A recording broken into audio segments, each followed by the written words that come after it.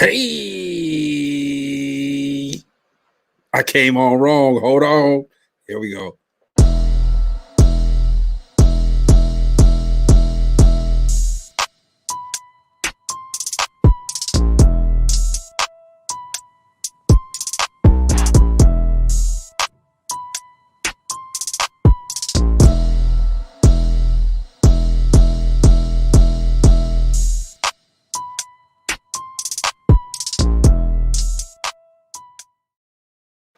That's what you do when you got live TV. I'm sorry, but you know what? It's part of the course. So anyway, this is great. Dope Living TV live. The views that are expressed on this Dope Living TV live are not necessarily the views of Dope Living TV or its affiliates, and any music that's played on this show, I don't own the copyrights too.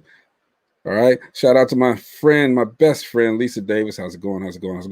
So right off the bat, man, let me put my friend Gina Gatson on the show right now. Out. Hey. We kind of got the same colors on. Yeah, kind of. Anyway, welcome. Welcome. You part of the show. And I have my man James Bailey right there. He was just right there, and he dipped out on me. Okay, but James got a couple of things he want to say. Vivica Fox, man, she need to quit. Anyway, how's it going today? Pretty good. I'm excited today. Since you had me working again. Don't you start. Don't you start. Let me tell y'all how my sister do me, y'all. I told you don't work. How's it gonna be right if we don't work, though? You know what I'm saying? Can't do if I'm gonna do it, I got to do it right. So it is what it is. We got it going. So we're gonna have a great discussion today. We're celebrating Black History Month, but we're also celebrating individuals now. The past is great to celebrate, okay, but we need to celebrate those that are here right now. And while we're doing that, okay, and this is basically Gina's show today, okay, but while we're doing that, I want to shout my man out again. I did it before. I'm going to do it again. Jamie McGrone, this guy here, he has a show called That's Why We're Here. And it's a very, the show encompasses letting people tell their story from where they were, how they got to where they are now, okay, and all the difficulties and things that's gone through it. I also want to shout out my sister, Lisa Davis. She just made a transitional move from one state to another state, but what she does every day is just positive. She has a platform she calls Purposeful, and what Purposeful does is it gives you hope. It gives you things to look forward to. She's straight, no chaser, all right, but she puts it out there, all right. And Lisa, I love you to death, but I miss you as much. So look, we need Purposeful out there, everybody. And once everything is said and done, if she settles down a little bit more, you're going to see a lot more of it. Her page is full of that anyway, okay? So y'all check Lisa Davis out. Great friend, okay? And is what it is. Gina, tell them what the show is going to be about. Oh, we are celebrating authors. We have award-winning authors coming on from Distinguished Authors Guild. These authors worked so hard to get their books out there, and they're just pushing and going through, trying to be seen, trying to be heard. So we're bringing them on to talk about their experience with the Distinguished Authors Guild Literary Award Show. We want them to talk about what they're working on now. As authors, we have our hands in so many different things. It's not just books. We have a whole lot of things going on. So they'll talk about what they're working on now, what they have planned for the future. And it's just going to be an awesome discussion. That's what's up. Okay. And I'm so happy that we got this platform and able to do something like that for everybody. Mm-hmm. It's necessary that they get their props too. We put my man on. That's my guy James. Hi, James. Hey, how you doing? Good. I'm echoing here. Gina, you're gonna have. I'm echoing. Okay. I think Val is in the studio, so you might see her in there. She's trying to get on now. Okay, but James, tell us creating that Black History. Okay, you're fading in and out. Say that again. I said, tell everybody why you create Black History. Tell us how you created Black History. Oh well, this month we're doing something called the National Hot Dog Day. We're going to be doing hot dogs from Maine to California, and it's kind of it's the Chicago hot dogs we all from Gary grew up on out there in the village, and we all know since we all grown, we don't all live in Gary no more. So we kind of had a concept. We're going to do it through Zoom. That way you can come to this party in your jammies. Don't have to leave your house. You can be right at home with few of your friends. We try to make sure everything is COVID-19 safe and appropriate. Mm-hmm. And the way we're doing that is that we need to go to my co-sponsor's website, foodiestastekitchen.com. Once you get to foodiestastekitchen.com, you will see there, go down to the events category, press the link, and then up will pop hot dog party. You see the below. Yeah. You'll see the video we didn't put out and produce and everything. Try to be like you, Greg. I'm slowly getting there. And you press the link, you're going to get a 20% off discount on your hot dog kit.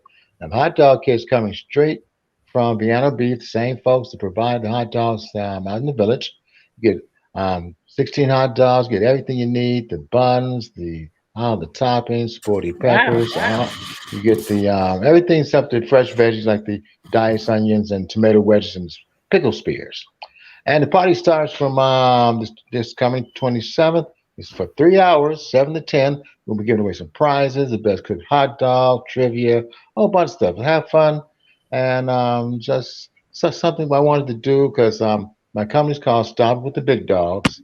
So it's kind of like a national brand launch. So that's what I'm doing, trying to help people out. And as we grow a little bit more, we're going to do a whole lot of things for folks back home.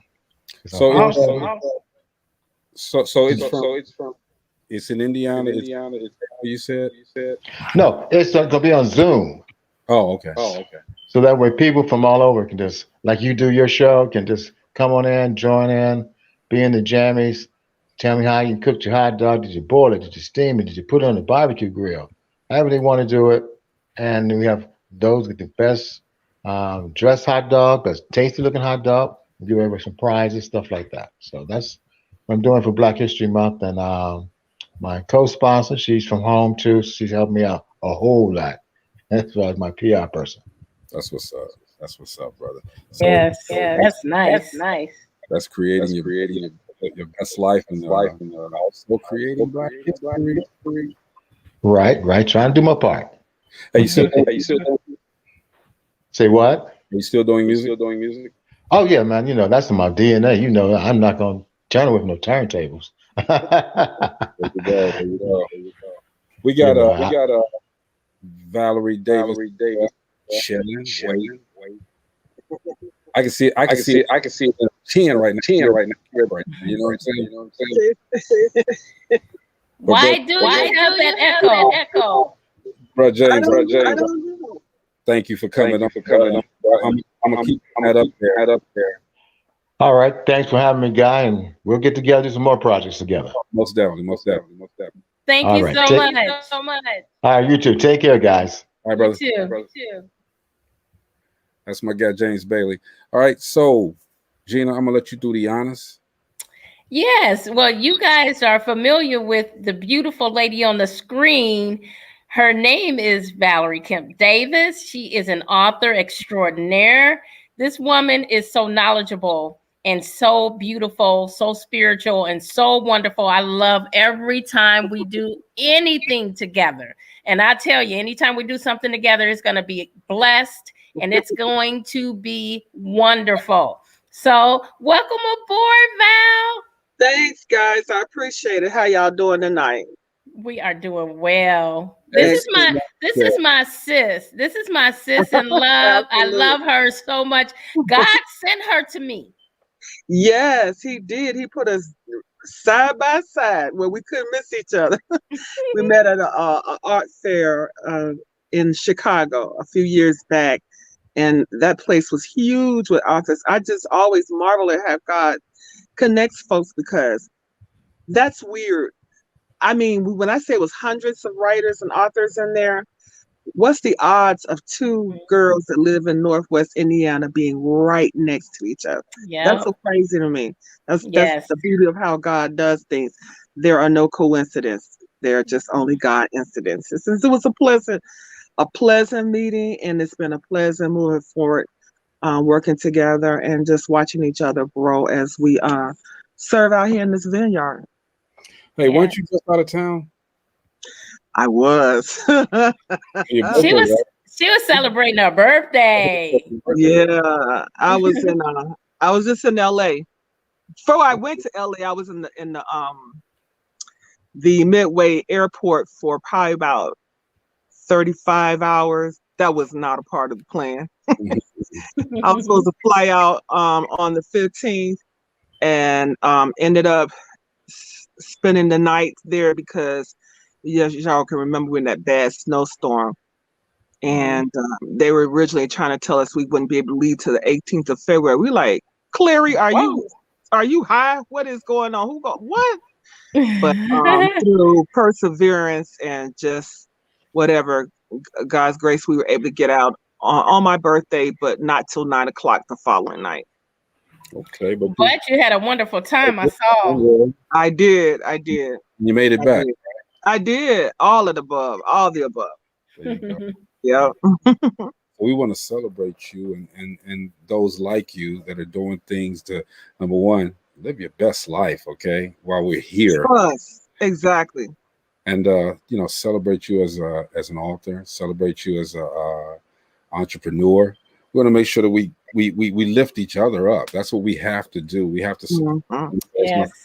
Danina White said yesterday, man, we have to support one another, okay? Because that's we make the noise, all right? We are the people of this country. Anybody want to debate me? Y'all debate me. I don't care, okay? So, yeah.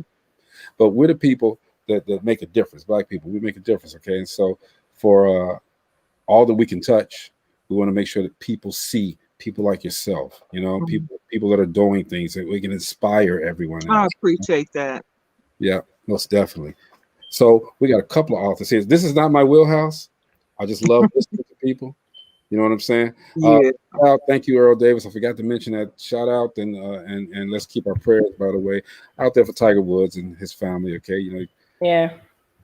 It's just one thing after another.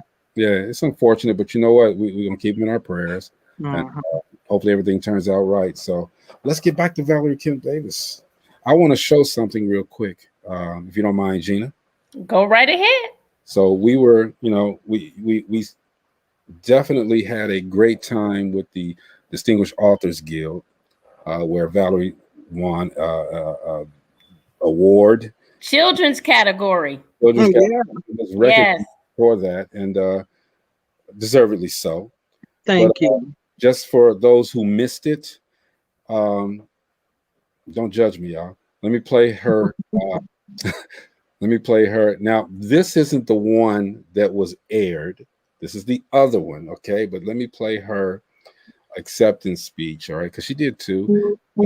Before you play it, I just want to give a brief synopsis of the show and what it's all about. That way, anyone that's just joining, they'll know exactly what it is we're talking about. Distinguished Authors Guild Literary Award Show is a show that celebrates authors from the past and authors of the future. So we take that day, and when I say we, that's myself and D.A. Rhodes.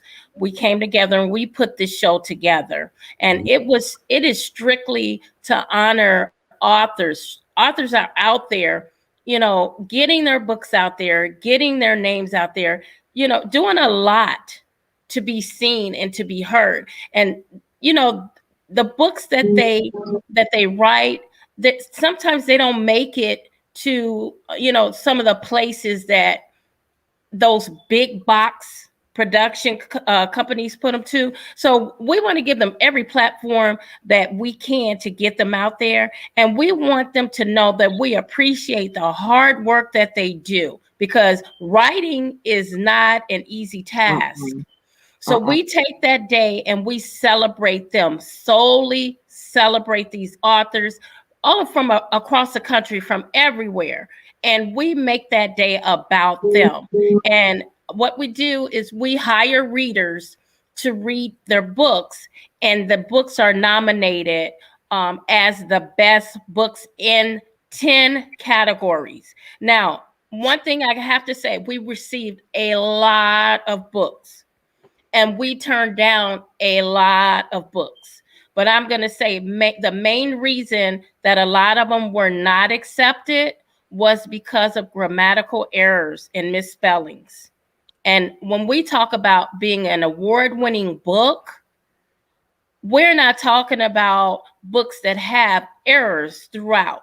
You know, as an author, authors that really put hard work and financing into their books, they hire editors, they hire illustrators, they hire publishers, they hire people to ensure that their books are to the standard that they want them. And so these are the authors that were chosen based on those specifics, you know, no errors, how they captivate the audience, how they kept the audience involved, and their presentation. And so that's where that's how they were chosen, based on that criteria. And I'm telling you, many of the readers, they came back with, you know, there's so many great books to choose from. And so they had to make the decision which is the best out of the ones that they read. And out of those, the 10 authors were chosen, and Valerie was one of those 10 authors in the children's category. Oh, so excited. Yes, I was actually going to play all of that first, but since you said it, I ain't gonna play it. I'm just gonna play. Oh, go on, play it. You better play it. I'm gonna play the acceptance speech now. So. We need the visual. We need the visual. That's right. She gave you the verbal. We need the visual. So she just cut off half and the auditory. Half of the work I just did. So this is Valerie Kim Davis with her speech. Y'all right here, DopelivenTV. We'll be right back. Hi, my name is Valerie Kim Davis, and I am so excited to be a recipient of the JAG Award this evening. My heart is overfull and my cup running over. I would like to dedicate this award in memory to my mother, Bertha Lee McAllister Kim, an English arts teacher, taught Spanish, and the reason why I fell in love with words. I also want to pay homage to my hero, my favorite author posthumously, James Baldwin. I thank you all for attending tonight. I thank you for trusting me with these words that I have placed into the atmosphere for children. And I pray that things continue to go more and more in terms of building words that build a life, that build people, that brings love and to bring light into the world. Nah. Awesome. He's so funny. That just put the icing on the cake, dear. That's all. It put the icing on the cake. Got to get to the meat of it. That's what we do. Fantastic tribute, fantastic acceptance. You know, you did your thing. Yes, you did. Yes. So did you all. I have to give credit where credit is due, and it's not just degrees, you all, but we do have to work as a collective consciousness and a collective whole. And so even when you all are doing your light banter about, well, she brought the words, but you bring the drama, literally. You bring the noise, literally, the visuals, the audio, and it heightens the emotions and it heightens the experience. And so you can have an author all day long, but we get real giddy when somebody say, hey, we want to make your stuff a screenplay. We want to make it a movie, a mini drama, or so forth. And you watch how the audience grows. You watch how the people emotions soar even more so when your words come to life by way of your interpretation of it. So I just want to applaud what both of you all are doing, and I thank you for catching me up in the little web of it, because it gives me exposure and it makes me feel like what I am doing has merit because it goes beyond me. And so I just want to applaud everything that you all are doing at Dope Living TV, what you're doing with DAG, Distinguished Authors Guild, what you're doing, Ms. Gatson, even outside of that realm, as you continue to expand your brand, become an influencer in the writer's circle. You're doing your thing. So both of y'all. So just thank you for having me on. Oh, the pleasure is all ours. It's not about us, it's about you. Well, I'm going to tell you, she's such a humble person and so modest. This woman here, she has so many irons in the fire, and she calls me all the time, and I get excited about what she has going on. And I want her to talk a little bit about some of the things that she has out there, some of the things that you're planning on doing. She has more than one children's book, and there's a lot of things that she's working on right now. She even collabed with some other authors on something that has nothing to do with children. So just, let us know some of the things that you're working on that you want to share and some of the things that you see in the future. Okay. So, again, my name is Valerie Kemp Davis, and I've been writing actually since I was 17 years old, but I did not publish anything until 2017. And I used to wonder, am I going to just write stuff and print it out and only the family hear it and throw it in the drawer? And I would get so frustrated. And I remember one time just really sobbing, like, y'all would have thought God was in the room with me, and I was really grilling him as my dad. And I mean, I was hurt because I was like, what is the point? Why do you give me all these ideas? Because I live in my head. Why you give me all these dreams and they won't come into fruition? I have no idea how this stuff is going to get done. And the more I write, the more you have me to write, the more you give me ideas, and I don't know how to make any of this happen. And so if you were to ask me the blueprint on how you make things happen, I really can't tell you anything but put one foot before the other, continue to pray, put yourself in the circle of people who do what you do, and watch how this thing grow, how this thing has not just one arm, but many arms under the umbrella, and how things expand.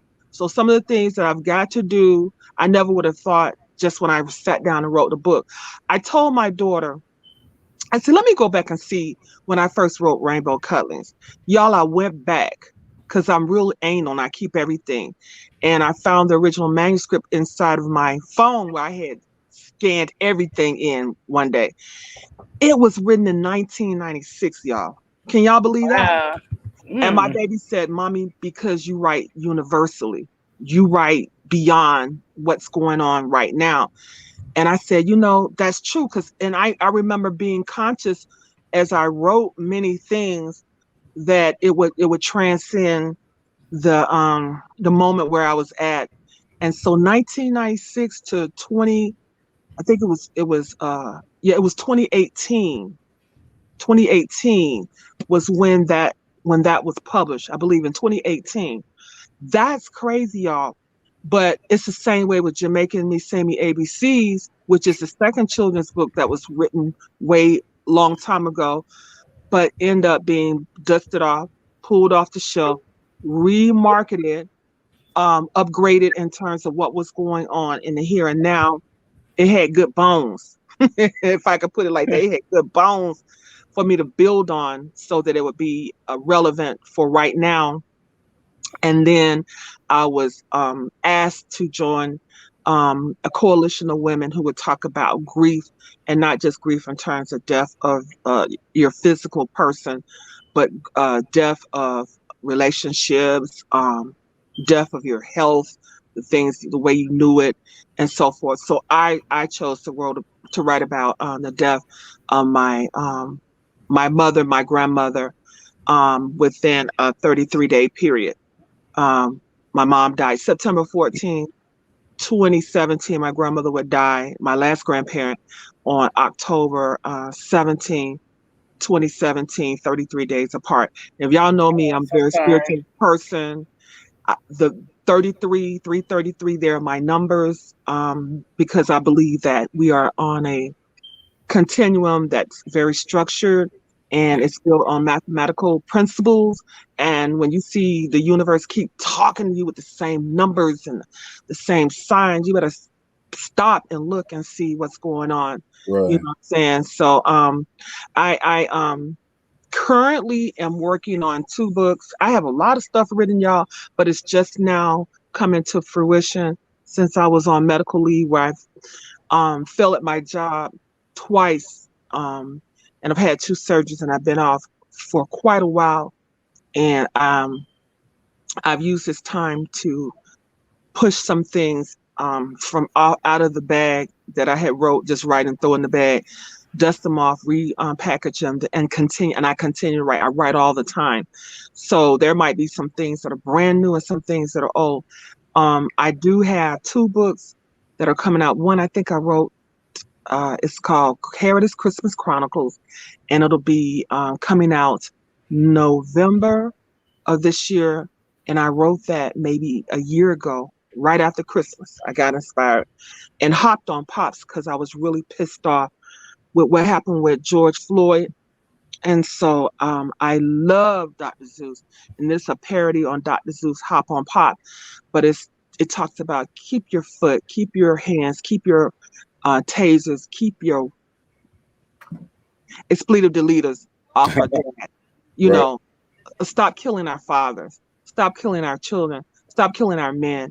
And it's a go-to for educators and caretakers and parents, which will bless them to talk about that talk that we resent having to talk about. And I see we're still going to be talking about it for a while, even though we've had a Black president, and even though we have a female vice president, woman of color, we still going to be talking about it a while.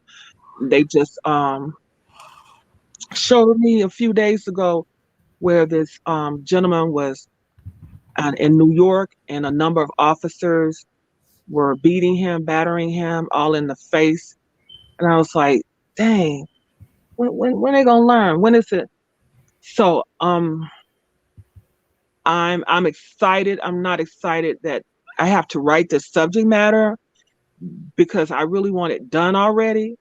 It would be awesome if these things would not exist, and that would be an obsolete thing to write about, but it's not. And it's gonna be real clever, y'all. I'm telling you, I'm real hyped about this. I swear, before the son of man, I am really hyped about these 2 books because they're really cultural. So I'm gonna let y'all in on a little bit. So Hopped on Pops is gonna be like a hybrid of a human and an animal, just like how Dr. Zeus did, but it's color coded. And so the blues will be the police, the greens will be the militia, the military, and the pinks will be the Eurocentric Anglo-Saxon descendants. The reds are the Native American Indians. The browns will be the African Americans or the Caribbeans, and the blacks would be the ones coming from Africa. However, there will be the mixed clique, and you'll see a culmination of colors of these people. And when I tell you clever, oh my God, I had to work real hard to capture the spirit of Dr. Zeus with the rhyme scheme, but to maintain the urgency in terms of what you see. And it's got Trump in it. Uh-oh. And the wall in it, and oh my God, it's got Might not read it, huh? oh my God, let me tell you, it's popping, y'all. Woo! And the brother who's illustrating it, he's out of Montgomery, Alabama, the headquarters for the civil rights movement, and he's young and he's hungry. And I can't wait to I can't wait to push it there, and I hope that it catches on. My daughter went to Alabama State, and she really worked hard when she was there, and she met a lot of people and did a lot of stuff, which included the media that she's going to turn me on to when this thing is done. And I'm hoping that it will be done by say July of this year. We're really pushing July this year, and the Jamaican Misemi ABC's the second edition, which is a commemorative edition, is coming out as well, which includes Kamala Harris. You'll see her on the front of that because she is a Jamaican, just like my kids. Her father is Jamaican, and she embodies that out of many one with the Asian mother. It's going to have coffee in it, the reggae artist, which we share the same birthday, though I am many years older than her. And Shelly Fraser Price, who doing her thing. If y'all follow track and field, she's a female. We would say she's the female Usain Bolt in Jamaica. She's a mother, and she deserves to be honored because she's breaking all kind of track records, for a female, and she's a mother, a young mother, and she's in her 30s and still killing it, like Serena Williams. It's amazing. Mm-hmm. And so and if I can financially, I got one more that will come out, and they were all of them are up underneath the Caritas collection imprint, which is my publishing company. And you were saying what writers do that really take their craft seriously. And so because I am picky and I want what I want, and I waited a long time for big houses to pick me up, and when I decided I was going to do it myself, I said, I'm going to do it myself. If I got to do it myself, I'm going to do it myself. So Caritas Collection is my publishing company. I don't publish other people, but I can. And I am an LLC. And I'm really excited about that because I recently got that done. And my daughter pushed me, you know what I'm saying? And I love it because it's like young folks was like, if you're going to do business, then do some business, you know what I'm saying? So I was like, okay, let's go. And so under that banner, I have done projects to promote cultural diversity, tolerance, cultural inclusion, to teach children about self-love and not to appropriate, but to appreciate, and what is the difference. So I've done the One Love Project a few years ago in the area. I even had a chance to do it at the Newberry Library. If y'all know that library is in Chicago, it's a very distinguished library. And I was shocked. Y'all, they paid me good money when I went up. I was like, what? I wasn't even expecting that. You need to share some of that. Some of the wealth. And let me do this though before we're gonna get back to you. Okay, we got somebody else sitting up there. Okay, we've been sitting patiently. Gina, can you introduce her, please? Yes, I can. We have another award-winning author from Distinguished Authors Guild Literary Award Show. I see her in the waiting too. She in the waiting room grinning over there. Again, marvelous book, marvelous writings. I mean, these authors, you guys have to really support them. You have to read their books.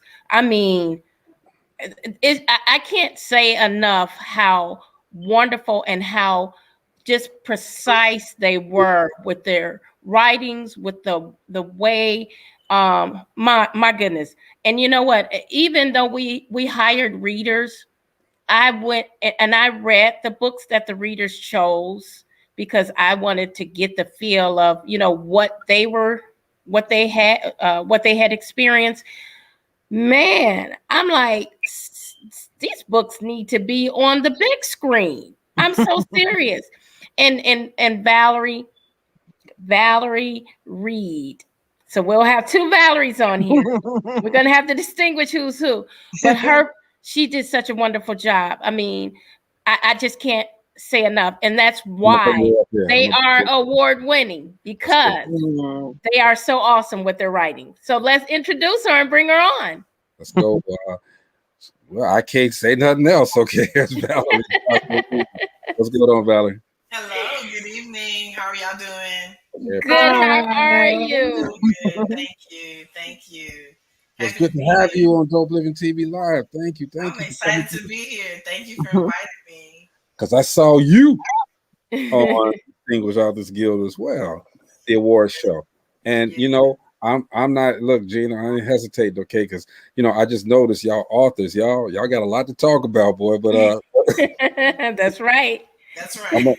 but we want to celebrate you, number one, okay, for living your best life and for creating Black history through your books, all right. And we will also want to, and I was listening to her. I think I listened to her acceptance speech maybe 2 or 3 times because it's so inspired. Just as Valerie, but hers was inspiring as well. So Valerie, she left the E out in her name.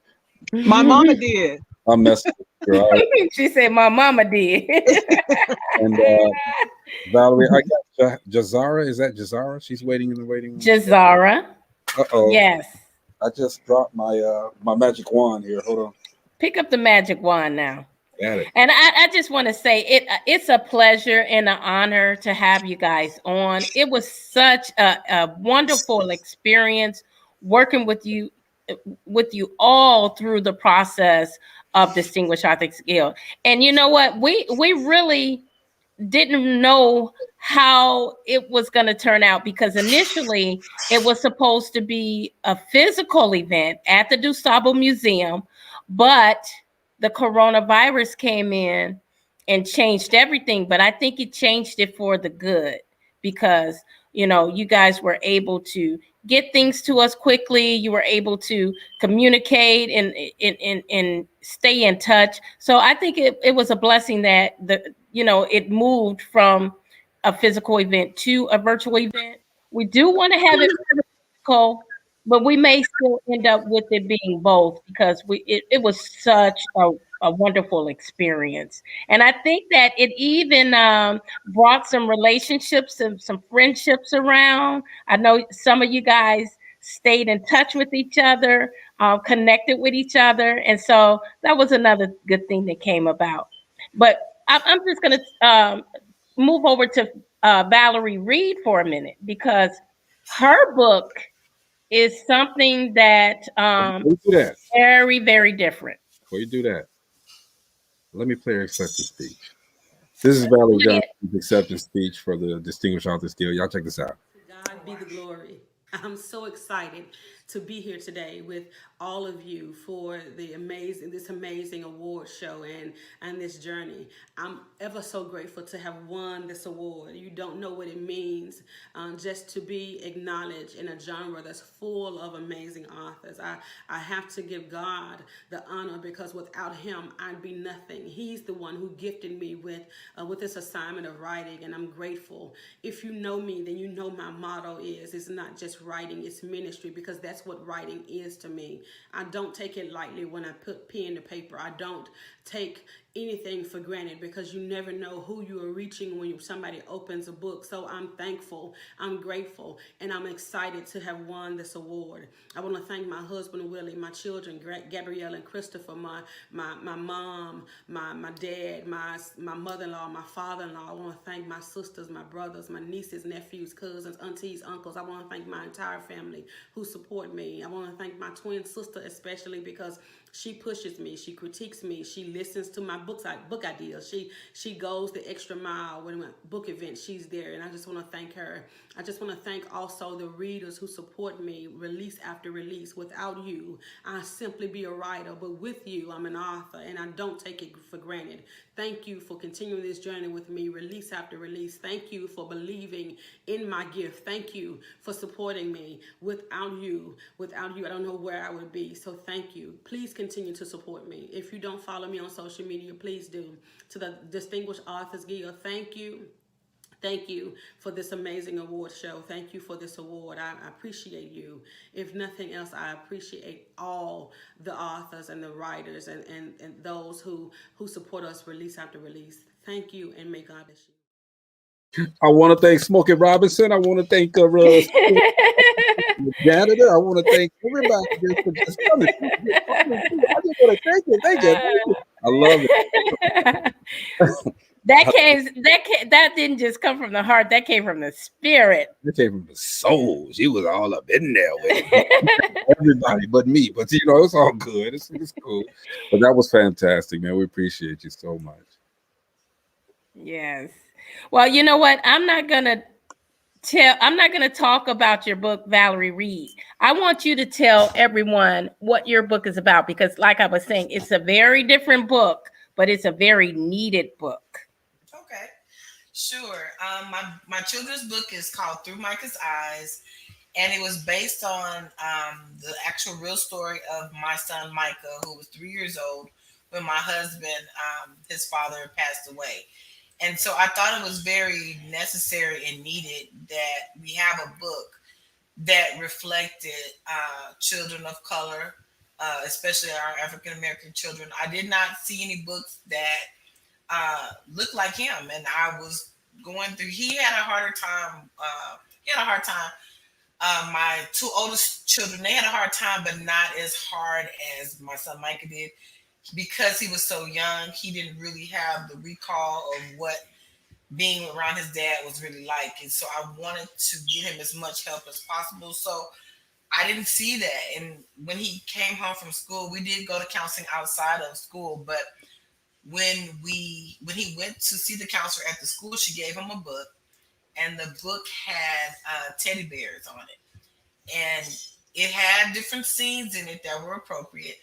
But the people weren't people, they were teddy bears. And so that inspired me to say, you know what, I really want to do something that's going to help our children actually see that death is real, and that it happens, and it not only happens for people outside of people of color, but it also happens with people of color. And I just wanted the book to stand out and say, you know what, it's okay. Let's talk about death and dying. Let's talk about the feelings. Let's talk about the emotions. And when we can't talk about it, when we don't know what to say, there are some questions at the back to kind of guide and get the conversation going.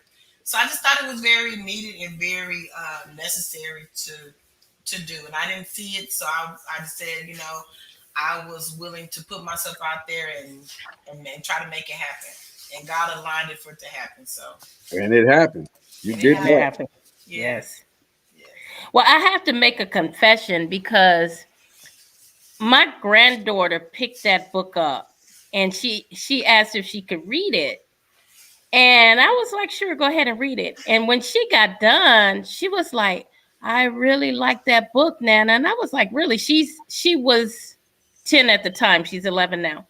Mm-hmm. And I was like, really? She said, I really like that book. And so it really surprised me that a child could understand what was going on in that book, but she fully understood. So the point that you were trying to get across, you really get that point across, for children to deal with a death for someone very close to them.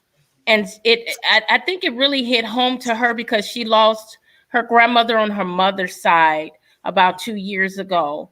And, you know, it kind of made me wonder, you know, maybe I should have done more as far as getting her books to relate to what she was going through, or to know that she was still hurting. So it really opened my eyes when she read that book. And I appreciate you saying that, and that just further gives me confirmation that it was supposed to happen, because I just believe that nothing happens by chance. I know that everything is aligned by God and organized. So I just knew that there was a reason behind it. And I've had so many people tell me, thank you for writing this book, because it helped my child, or it helped my grandchild, or it helped. And these are people from all walks of life, people from all ethnicities and everything. So I knew that there was a vision. And like I said, I just believe in when God says move, you move, and I believe everything works out. So thank you for that. Oh, you're very welcome. Jen, let me ask you this too. Jazara is waiting in the audience as well. Mm-hmm. Can we bring her on? Absolutely. First, I want to say hi to Jocelyn Hey, Jocelyn. Hey, everybody. See, I saw Jazara in there looking like, well, I've been sitting here all this time. How she just gonna pop on this? She part of the panel, Jazara. What's going on, I Jazara? just want to say something really quick. Yes. Valerie, I just came in on what you were saying, and I just have to say one thing. Things don't just happen. They happen justly. I gotta say one thing too, Jazz. I gotta say one thing too, real quick. We're gonna bring Jizara on. I'm kind of feeling some kind of way because Jocelyn been knowing her so long, and I love her to death. Okay, but I'm not one of them dudes. Come on, man. The month ain't over, Greg. The month. Look, if I'm not first, I'm last. I'm not last, I'm first. Okay, so I don't want to be in it. Never mind. Anyway, I'm like back Saturday. Some regrets. Gina, introduce her. We have another beautiful, beautiful author, award-winning author from Distinguished Authors Guild Literary Award Show. When I say that, all of these writers wrote about something totally different, but it's still what they wrote about was amazing. Jizara did the same thing. This woman's book had me on the edge of my seat. Had me on the edge. That's one that definitely could be on the big screen. So let's bring on Jazara Bradley. Hi, thank you for having me. Absolutely. You look beautiful. Oh, you are too kind. Thank you. Yeah, we are celebrating this Black history. And I should change this around because I want to be in the middle. I'm just saying, all of these powerful women are living their best lives and again creating Black history. And I love the fact you guys are doing what you're doing. Okay, so Jizara, tell us about yourself and your book. My name is Jazara Bradley. I am a writer, and an author, and a publisher, and a massage therapist, and a teacher. I do a lot of stuff, but Valerie, she's Jamaican. I see. But everything I do, I try to do it to my utmost best. And if it's something that I don't enjoy doing, then I don't do it. Before I start talking about my book, I want to thank Jocelyn. You don't know this, but you came to virtually a couple months ago to one of the biology classes that I teach with at Westside Leadership Academy. Mm-hmm. And your presentation was amazing. Wow. Blessings. See, you never know who you touch, who you're going to connect with, who is crossing your path. You never know. That is amazing. That is amazing. Hey, things don't just happen.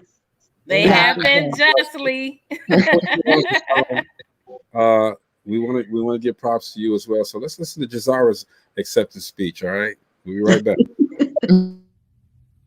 Good evening. I am Jazara Bradley, author of Love of My Life.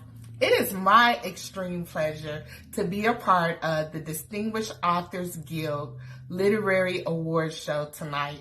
I am so happy to be amongst such great nominees, and I am excited that my novel, Love of My Life, has won an award. It's been a novel in the making for a long time, and in 2019, I said, you know what, I just got to do it. And I'm so thankful to my literary mentor, Dominique, who stayed on my case to get it done. My sister Jen would check in with me time after time with my characters, and I'm just excited to have it done. And it's such a great read during the pandemic where people are focused on negativity. This is a novel of love. And I'm glad that my own self, I was able to find love. So I'm much like the character Gia in the book. I was able to find my true love, Infinity, That's not his real name. But you guys will love Infinity, and you'll even learn to love Taboo, who's a bit dangerous, but we all like to err on the dangerous side. I'm thankful to my publishing company, Tranquil Moments, and I'm just thankful so much for this opportunity. Okay, so Infinity and Taboo, what you went to the strip club or something? I'm back, Jocelyn. Yes, and they're not midgets. Everybody loves this real stuff. But Jazara, she sent me an inbox and said that. I wasn't my acceptance speech. That's what it sounded like, an acceptance speech. It was good nonetheless. Well, you know what? I have to say, this Love of My Life is a book that you get you a glass of wine and sit back and chill and read it, because you're going to be like flipping the pages until the end. It was awesome. Yes, definitely a romance. Definitely a romance. Get you a drink and watch Infinity and Taboo do their thing. All right. Hey, Well, Greg, now, can I Infinity and Taboo are guys. I know. hey, Greg, can I ask a question to Gina? Yes. I said Greg, not Gina. Oh, he don't matter. Go ahead. Gina, with the Theater Guild, can we hook up a Saturday for Small Business Saturday and get the local authors in the restaurant to maybe bring their books and read different excerpts? Absolutely. No, that can't happen. Sorry. All right, I believe there were maybe four authors from the area, and the rest of them are across the country. Like Val, you're in another state, so there's 4 of them that are actually local. So we can make that happen. I think that would be so awesome, and then give them an opportunity to do some readings from the book, and then also sell their books. Awesome. Can we make that happen? And yes. You know, March is International Women's Month, so we would be awesome to make it in March. Okay, cool. Thank you for permission, Greg. Sorry. I'm coming back to America. I'm coming to America really soon. I'm trying to be like Jazira. I need some more jobs. I'm trying to be like. Wait a minute. That's because Jazira's a Jamaican. She didn't even talk about her hand sanitizers, candles. I buy from her all the time. I am trying to be like the 27 guys that are on Jocelyn's list. That's what I'm trying to be like. I want to be number 29, okay? Then you have to wait to the leap year.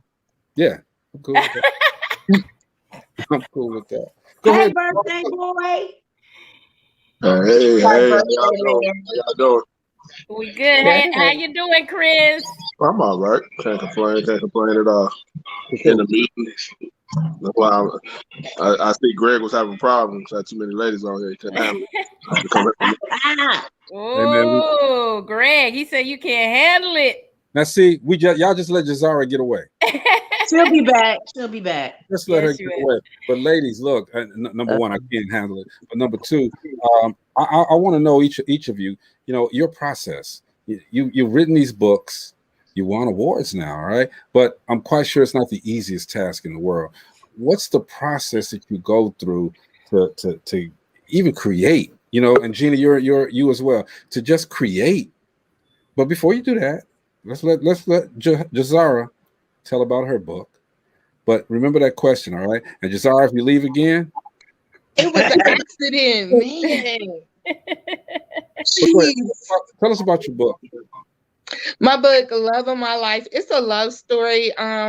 It's a romance story, but it's more importantly, it's a love story where Gia, the main character, has to get enough strength to love herself to get out of some dangerous situations.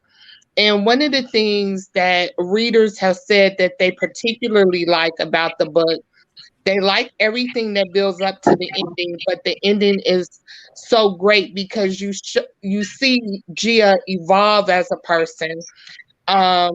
She had been so fearful that she stayed in this toxic relationship with this guy Taboo. And that was his nickname, which should have been a dead giveaway that she didn't need to be with this guy. But everything that she feared, she had really magnified it in her mind. And so when it comes to the point that she has to get out of this toxic relationship, she finally does, but she has to do it, and she does it being afraid. And so at Tranquil Bliss, that's my company, we have Do It Afraid shirts. And so the message that a lot of readers took away from the book was, don't let fear paralyze you. Wherever you at, whatever it is that you need to do, because some days you're going to be fearful, and you just got to get out there and do what you got to do.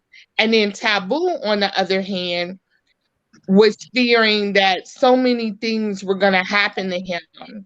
And so he was in this toxic relationship with Gia. They were both toxic people. But the very thing that he kept fearing was going to happen, he inadvertently puts the wheels in motion for the thing to happen. So because he just magnified it and festered on this fear, it came to pass. And it was nobody's fault but his own.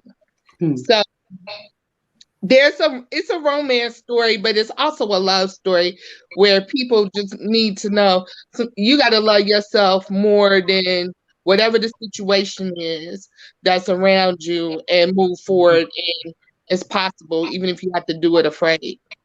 This is a mini series, Chris. That's a mini. That is a mini series. We gotta put that to film. That's a mini series. Definitely gotta put that in a mini series. So while you were gone, so rudely left. I didn't leave on purpose. I just want to ask everybody, starting with Valerie, what is your process? How do you do what you do? Like I said before, I know it's not an easy task, but when you guys are looking to write books, or even when you started the process of saying, I'm going to write a book, what made you get to that point? Which fail do you want to start first? Whichever one got the one without the letter. I think that would be me. She just threw the E away. She just said, yeah, you threw the E away. Took the vowel out. So I think it just comes from living, absorbing, watching, marinating. Some of it comes from getting angry and wanting to do something about it. Some of it's you're so inspired that, and it comes from a positive place that you want to share it. Some of it comes from a place that you have been assigned. I think somebody said assignment and alignment. You have been assigned by a force greater than you, and now you've been aligned in a place and a time that it's time to write it. And then, but to me, some of it is forced, because like if you're a woman, if any of you all are women have had babies, some of it is just like, if we look at the 9 months, it started, and then some of it was just like really hard, like you really had to concentrate on preparations and nesting, and then some of it is just, it was going to come because it came, and then part of the labor was, I've got to endure shit. I'm in it now. What I'm gonna do? I'm just in it. You know what I'm saying? And then you really push to birth that thing into the atmosphere. And so then when it's here, what do you do with it now? It's like tabula rasa, blank slate that you have just created, and you got to do something with it other than, as I say, put it in the bag and keep it moving. What is it supposed to do? What is it assigned to do once it has manifested itself and came to life? What's next? So I'll just stop with that, because we got other folks who could probably expound on it. Go ahead, Valerie, with the E. Okay, so I would say for me, based on, I have 3 books, but based on each book is a little different. And I say that because my first actual book that I published was called Stay Strong, Finish Strong. And it was basically about my life as a child suffering a loss of a relationship, and fast forwarding to losing my loved ones. So the concept behind that one was a little bit different, only because it started off by me just journaling, because for me that was healing. And so that the start for that was a little bit different than it was for my other two books. For my prayer journal, the premise behind that was basically I had written down prayers that I prayed just for people in general that had gone through having a parent in hospice, like I had, watching a loved one die, making arrangements at a funeral home, just their everyday experiences that I had, that I knew that if I was going through, having a hard time, I know that somebody else was, and I wanted to pray for them in a way that, would help them or give them encouragement to do what they need to do. And Through Micah's Eyes, that was actually the first book I scripted out, but I just kind of put it on the back burner because I didn't think there was a market for it at first. But what was I wrong? That came out of, like I said, it just came out of wanting to see children of color express themselves, and when we have questions, be able to answer those questions for them. So I just think for me, it was different based on each book. Okay, and Jazara? My process has evolved over the course of books that I've written, and I work with a literary mentor. And so what I do is I get sticky pads, and I'll get a couple pieces of those and put them on a blank piece of paper. And each tab is a chapter. And I go from there and develop it.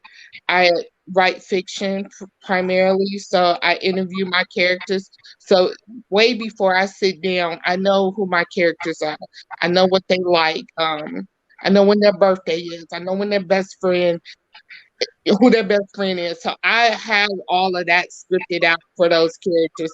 So that makes my process so much easier to write because I just follow the sticky tab trail and let that unfold. And when I get to the computer or the keyboard, just let the magic unfold. But when I sit down, I know where I'm going. I know who's going with me, and that's my process, and I love it because it keeps me sane. And I was able to write Love of My Life in 4 months. Wow. That's what's up. Everybody say hi to Dr. Jory Lynn. Hey, Dr. Hi, Jory. Part of the panel as well, Jazara. So don't. Hello. Sorry I'm late, but Queen Sugar was on. Forgive me. No. You cannot promote another television show on here. I'm not promoting a television show. I'm promoting my lust. I needed to see Ralph Angel. What else you want to know? What else you want to know? Oh, no. A whole novel by itself. I'm jealous. Nope. Oh, then you gonna mute yourself?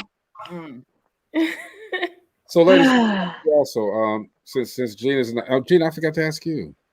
What's your well, this not about me. You know how you do on your when people try to put you in the spotlight. That's me today. Just ask your question. Oh. What's your process? Come on. Well, my process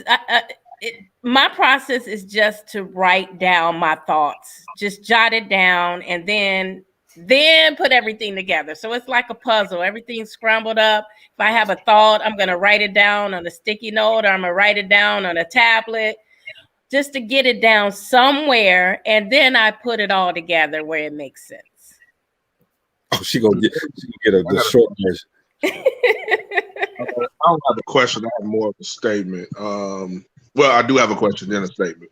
When you all are writing your books or typing, what type of computers are y'all? Is it an Apple or is it a PC type? Wow, really? No, because I got something for them that they probably don't know about. That's why I'm asking that question first. Well, I'm gonna start because mine is none of the above. I am old school. I write everything down, and then I put it on. Either type it up. Yeah, I just have to see it. I'm a vision person. I have to see it written. Yeah, the process that I'm talking about is once you starting to type everything up, or you know, you got some people that still do old school typewriters. You know what I'm saying? You got some people that still do that. So if you do use a computer, it's just a trick that I just found out about. I wish I'd have knew this back in the day. If you have a Windows computer, if you press the window button in H, you can talk out and it'll type everything for you. You don't have to type, you can talk it out. So if you write it down and what's the name and read it out the way you want it read out, it'll type everything for you. Yep. Just an easier way so you won't have to be typing the whole time. Yeah, wow. I do it with the text message. I use my text message to speak it to text, speak text, and I do that sometimes, depending on where I am. If I'm somewhere where I don't have paper and pen, I'll put it in my text and just speak through it. So have you, any of you guys, was that it, Chris? Yeah, that's it. You didn't ask me what my process, but that's cool. Go ahead. Me neither, Chris. Chris, I don't want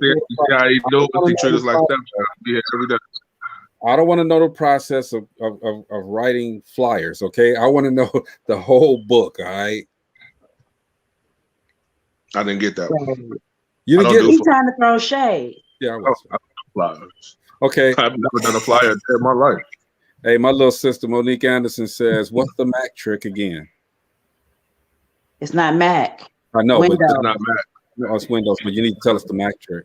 I think for I mean, Mac, I don't know. You hit function twice or something like that.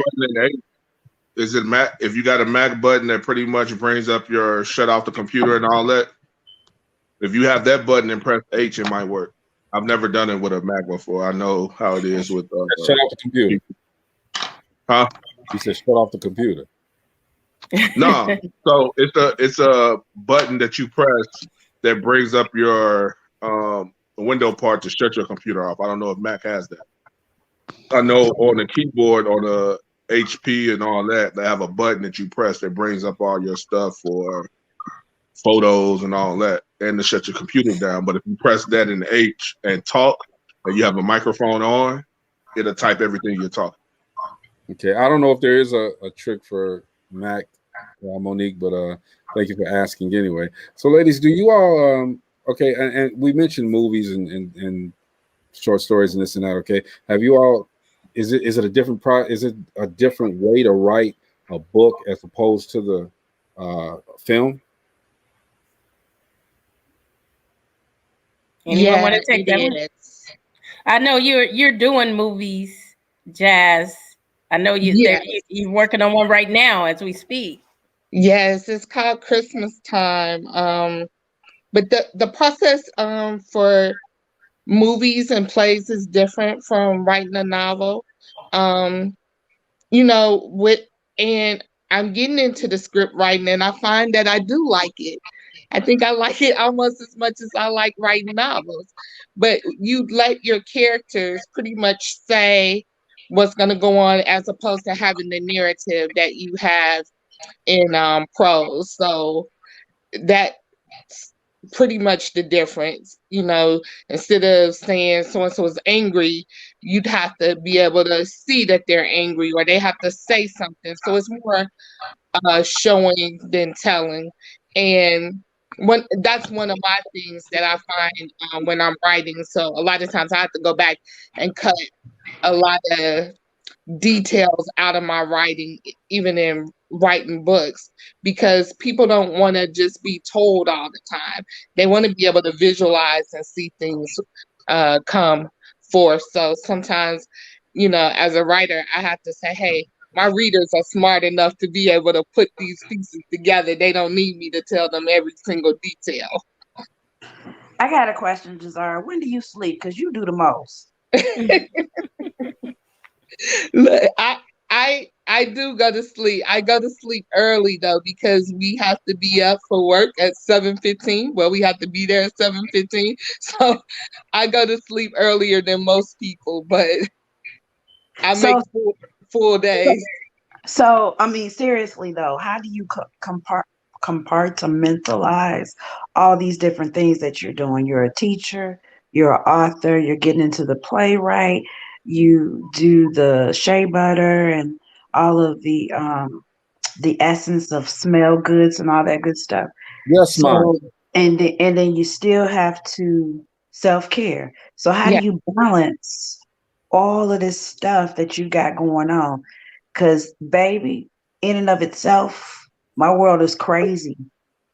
But I take time to learn and research different things, but you have so many different things going on. How do you balance it all? You know, there are seasons. Like I like to say, there's seasons. So I'm not writing all the time. So there are seasons when I write and I'm really into that. And then, like, let's see, Love of My Life came out last year. And I'm good right now with not writing a book or whatever. But when the bug hits me, then when I get in that zone, then I'm pretty much focused in that zone.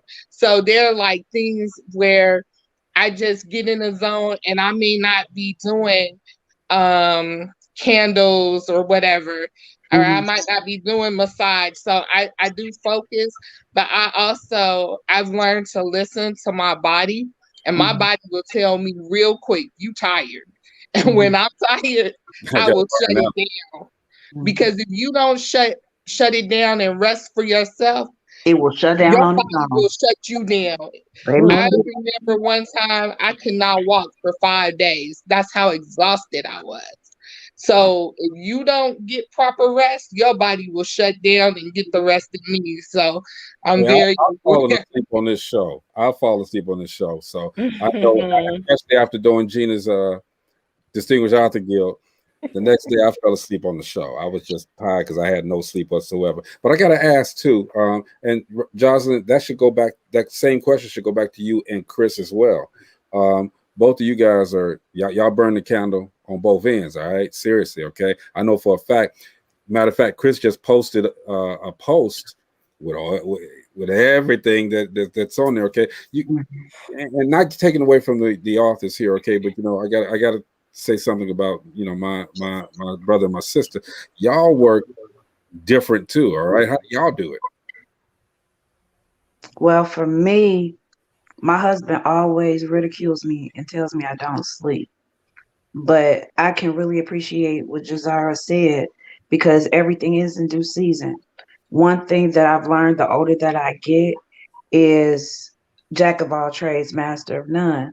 So I get the whole season thing, because when you're in a particular season and you're developing a certain thing, God will give you the provisions that will afford you the opportunity to do whatever it is that you need to do.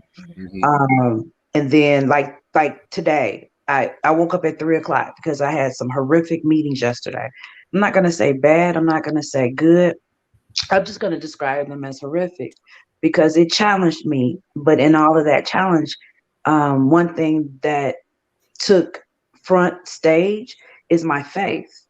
And I believe that God doesn't give us anything that we can't handle. Things don't just happen, they happen justly.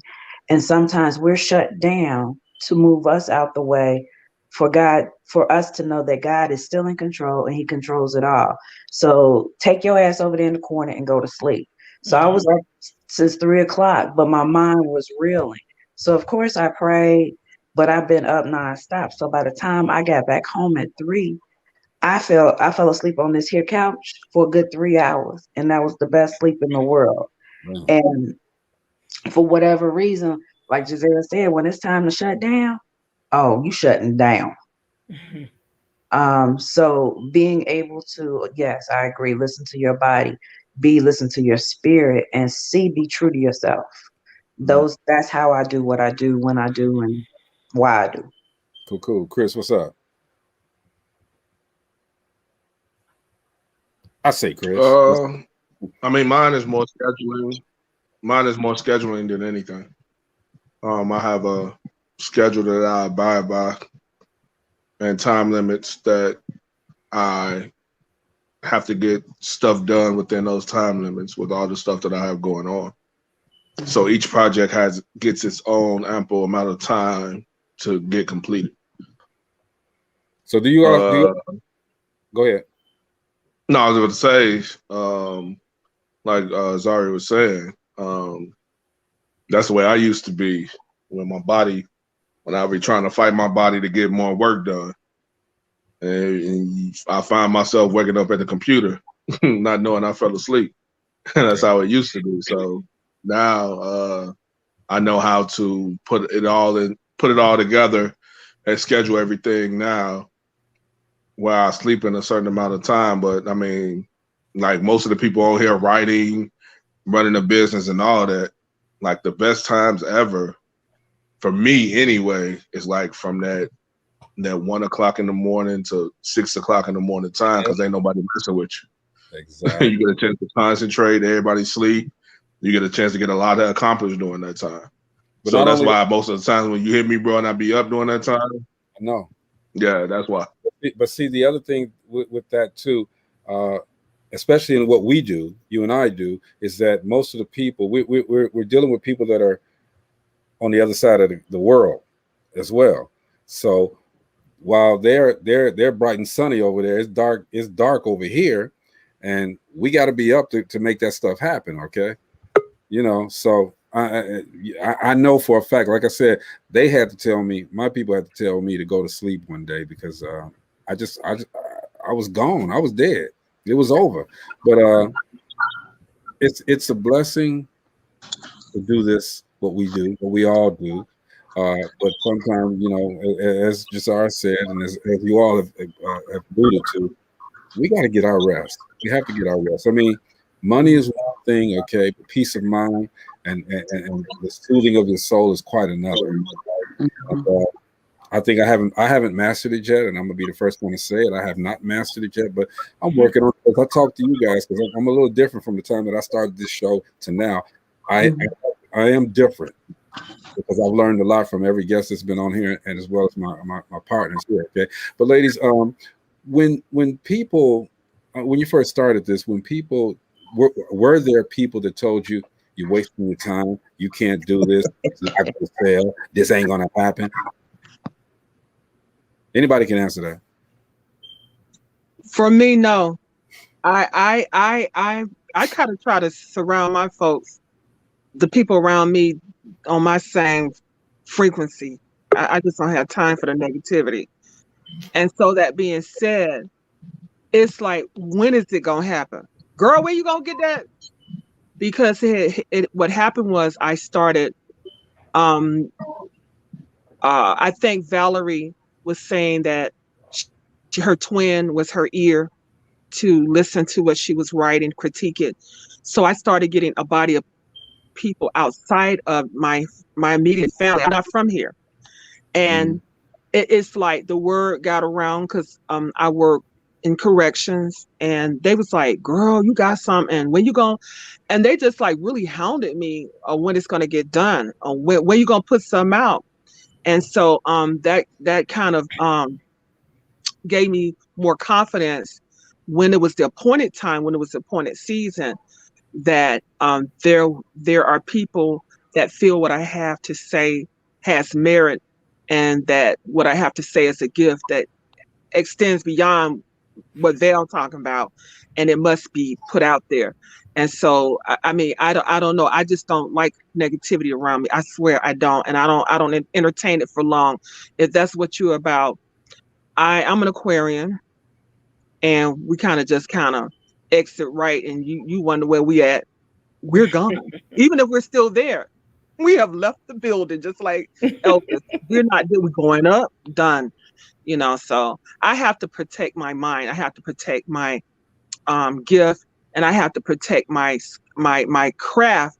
And so I'm real, just like my children. I'm very protective because they're born out of me, and they have things that they have to accomplish, that they have to be set for. And I'm creating a legacy that's beyond me because I feel God's called me to do it. And so if that's the way I treat my biological kids, then my intellectual babies, that's what I'm doing. I'm grooming them, putting them in the world. Like I think Jazara says she knows her characters. And that's true, because I've written a novel, and my process is like yours. Well, I have to protect these folks. They are entrusted to me to tell their stories and do it adequately, and to do it where the villain becomes a person that you have a love for, you have an understanding, and then the most morally fibered person, you see their humanity, like their flaws, and they're not so goody goody. That's my assignment. So I'm sorry to go on about that, but no, I don't play that negativity stuff around me. You gotta go. Okay. Or I will go. That's all right. You stay there. I'll go. How about that? Valerie? I'm going to say that I didn't have people discouraging me, but I did not have my cheerleaders with me. The main people that I know who would have pushed me to just to do it, they weren't around. So I can't say I had negativity around me, because I didn't. I won't say I had negativity, but I didn't have anybody really push me to tell my story. I'll say that. And so after the first book, I think that's when a lot of people around me realized, oh, she's a writer, she's an author, she's into writing, she's into telling her story. And I think that's when people picked up on the fact that I enjoy writing and that I had a story to tell. So I won't say that it was negative, but I don't think they really knew. Okay. Jizara? Well, I had negativity around me. I had people supporting me, my family and friends, and then I had so-called friends. And you find out about people because their speech will betray them. So these so-called friends, they were like, "Oh, you'll never write a book. How you gonna do that?" And I remember it's the late 90s when I started writing, and I had no idea. I just knew that I wanted to write. I've always enjoyed writing, so I knew, and I was good at it. And I just knew that I wanted to write a book. And I remember my frat brothers laughed, and he said, "You'll never be able to do that. Who's going to pick up the book?" And, talking about publishing or whatever. And fast forward some years, my first book was coming out, and I hopped on an anthology with a best-selling author, and we got to talking, and he said, "Why are you waiting for somebody to publish your stuff? Why don't you publish your own book?" And I said, "Huh?" And so now I have 6 books that I've published, and I've published for other people. And so when I seen that same person, it's not ha ha ha, but I've always been the person that if you tell me no, it can't be done, and I want to get it done, oh, I'm getting ready to go make it happen. So I like everybody to tell me no, so I can go make it happen and show you it can be done. Okay, so see, on the other side of that is this, okay? And I know a few of you guys can probably relate to this. There's others, and I know, Chris, you probably got something to say about this. There's others that on the other side of that is that they are down, so they say. They're down for you. They follow you. They're clinging on and this and that, okay? But their motive is not you. It's them, okay? They're using you to get to where they need to get to, and then they're going, they're plotting your downfall. Am I right, Chris? That's 100% correct. You got people with hidden agendas. You know what I'm saying, around you, and you have to really protect yourself, protect your craft, protect your product, and whatever you're bringing in, because you got people that's not there really for you. They're trying to see you for what you're doing to get in contact with your connects, right? Or try to take what you're doing and do it themselves. You know what I'm saying? And it happens more often than we think. You know what I'm saying? So we just have to be mindful and be careful of that. Absolutely. And do you guys have the same type of people that come around you? Now, you've already said that, a lot of you guys, you don't live in the negativity and this and that, but what if that negativity has a sheep's clothing? It's called discernment. Mm-hmm. It's called discernment.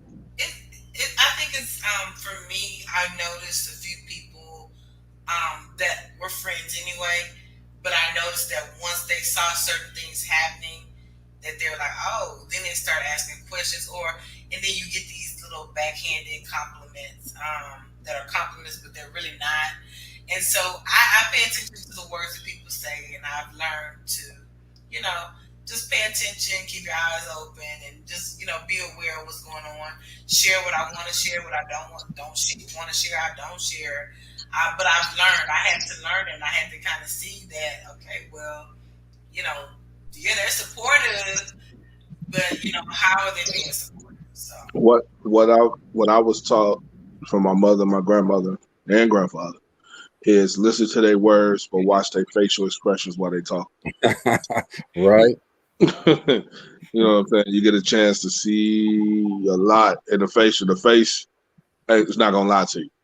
The words a lie, but the face is gonna tell you the truth every time. But you know what, guys? What I have seen this. Well, we call it over here in my country crickets. You just don't say nothing. It's just like you don't exist. But what does my daughter say? They trolling, they strolling, or whatever they doing. They're not trolling, they trolling. But they're so quiet. No congratulations, no nothing, as if you don't exist, as if they were to not look or not acknowledge, then you are not existing. And that kind of hurts sometimes, because some certain people. Now, maybe it's because the way I'm at, I don't bring me no bad news, so I don't want the negativity, so I won't get that, but I won't get nothing sometimes. And some people that you thought would be like, yes, well done, I'm so proud of you. Crickets.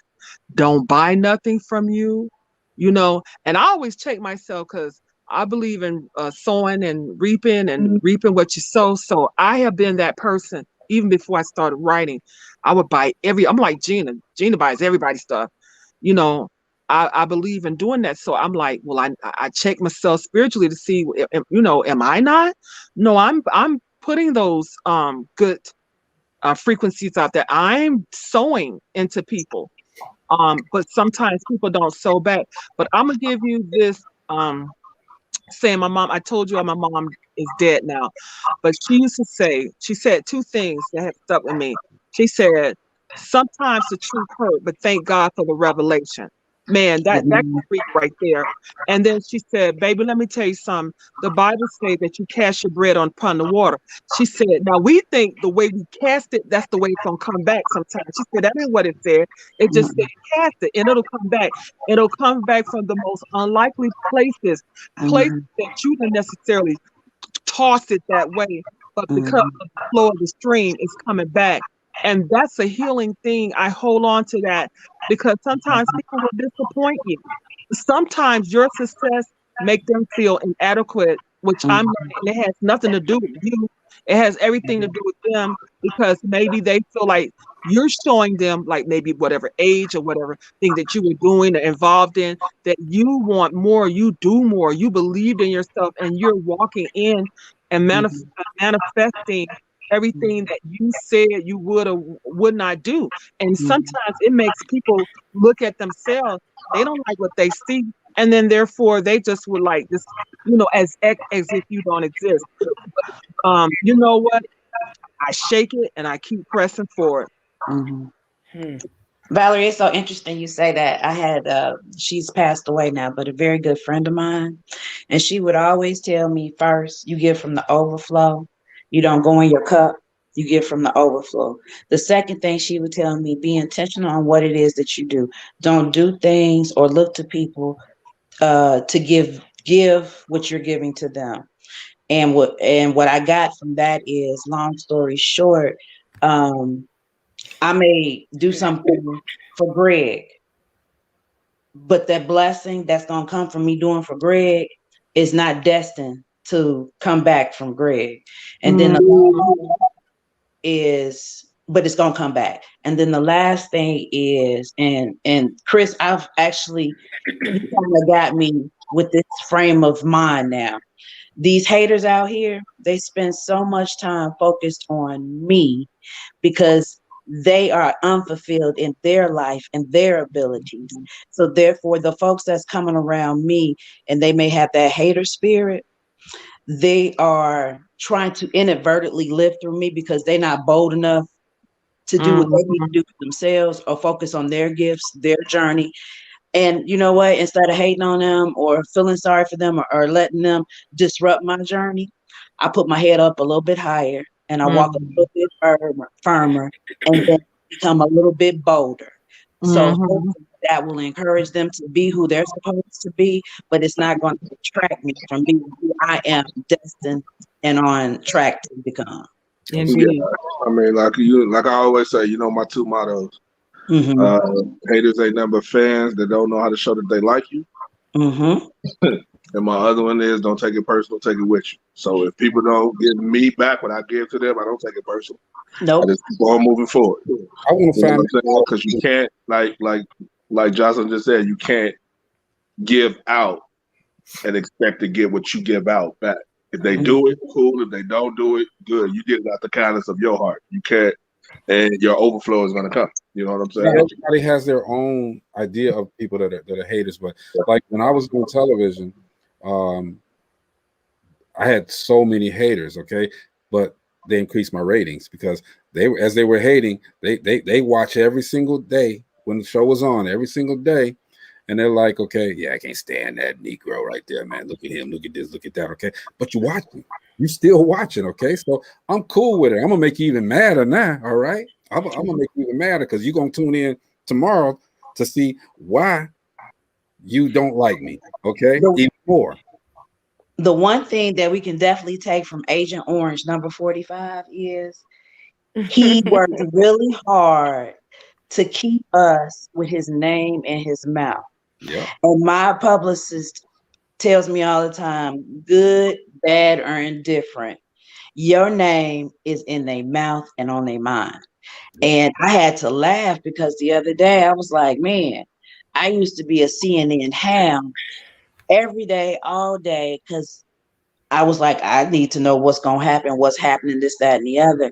And the temperature has changed so much that I'm back to even keel living. He ain't on Twitter. He's not doing all these things that's monopolizing our minds. So with that being said, he wasn't focused on us necessarily. He was focused on the fact that he wanted to keep him on our minds. Right. So now, Take something from his book. Keep doing what you do. Do it boldly, and don't be afraid for what other people will say or even attempt to do. That's one thing that we can definitely take from Agent Orange, number 45. And man, again, we are celebrating this Black History, man, with these beautiful, beautiful ladies who are writing these books, writing these scripts, making us step out of reality and look at things a little different, okay, have some fun.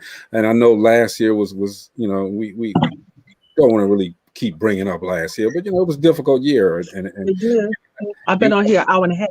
I know, as you see it, Ryan, oh, okay.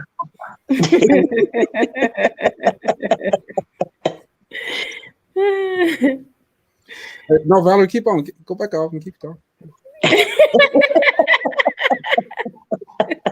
I've been on here an hour and a half, man. Look.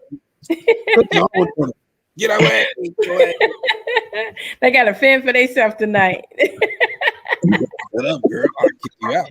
But you guys created something, especially last year, and you as well, Gina, created an opportunity for us to step out of reality. With all of this mess going on, the Black Lives Matter, the police brutalities, the Agent Orange 45, all of this mess, okay? That's what books do. They take us out of the norm and let us think of something else. Let us, and if you're a good writer, you're gonna really take us out, okay? So we don't have to worry about all of this mess, okay? So I applaud you guys. I really appreciate the fact that you guys step out and create Black history for yourselves, but you give us the chance to step out and look at the history that you create. So I applaud you guys. I really do.